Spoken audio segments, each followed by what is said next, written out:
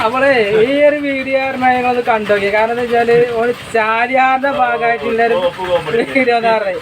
ആ ഒരു വീടിന്റെ പ്രത്യേകത വെച്ചാല് അതെ ഈ ഡാമൊക്കെ നീക്കൊക്കെ ഇറങ്ങുമ്പോ ശ്രദ്ധിച്ചു വേണം ഇറങ്ങാനുള്ള വീഡിയോ. അപ്പൊ നിങ്ങൾ മുഴുവൻ കണ്ടോക്കി എന്താ കാര്യത്തിന്റെ വിലയിരുത്തി നിങ്ങൾ തന്നെ കാണുന്ന വിലയിരുത്തി. ഹായ് ഗൈസ്, ഞങ്ങളിപ്പോ നിൽക്കുന്നത് വളരെ പ്രസിദ്ധമായ കക്കാടംപൊയിൽ വെള്ളച്ചാട്ടത്തിലാണ്.